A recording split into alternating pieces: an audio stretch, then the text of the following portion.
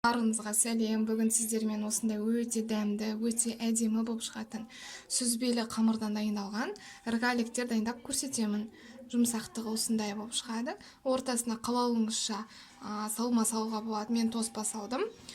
Негізі өзіңіздің қалауыңызша барлығы. Сүзбемізге жұмсақ сары майымызды қосамыз да жақсылап араластырып, осылай шанышқымен езетін боламыз.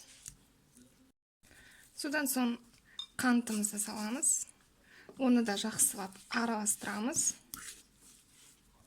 Ал енді ұнымызға қопсытқышты қосып, осының ішінде араластырамыз да жаңағы массамызға қосамыз. Қолымызбен илеп, жұмсақ қамыр жасаймыз. Ұнымызды ең бастысы бірден салмаймыз, кішкенеден салып отырып, осылай қамыр болғанға шейін илейміз. Мен ингредиенттердің ішіне 2 стақан ұн деп жаздым.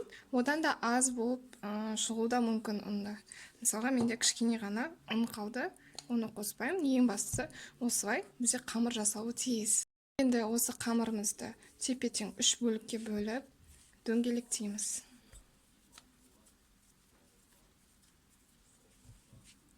Ал енді үстелдің үстіне ұнымызды сеуіп, осы бір дөңгелек шаригімізді аламыз да жақсылап жұқалау қылып жаямыз. Міне дөңгелетіп жайды, қалыңдығы шамамен осындай 1-2 мм болуы тиіс. Ал енді осыны біз бірнеше бөліктерге бөлетін боламыз.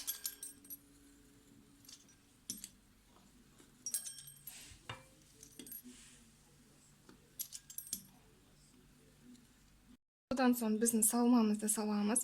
Салмасына өзіңіздің қалауыңызша әртүрлі тосап, мейіз, тіпті дым салмай қант сепсеңіздер де болады. Өйткені бізде қамырдың өзі неден жасалған соң, сүзбеден жасалған соң, өте дәмді әрі нәзік болып шығады.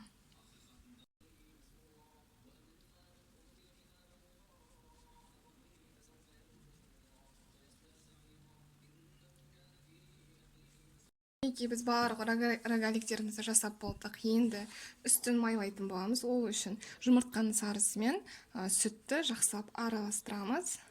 Содан соң барлығының үстіне ақырындап жағып шығамыз. Бұл тек қана қызарту үшін ғана.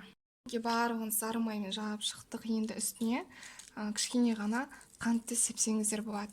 Бірақ бұл міндетті емес. Bir жағынан әдемілік үшін, bir жағынан тәтті дәм беру үшін. Өздеріңіздің қалауларыңызша үстіне мак сепсеңіздер де болады, қант сепсеңіздер де болады. Енді біз рогаликтерімізді 180 градуста міндетті түрде қызып тұрған пешке 15 минутта пісіріп аламыз.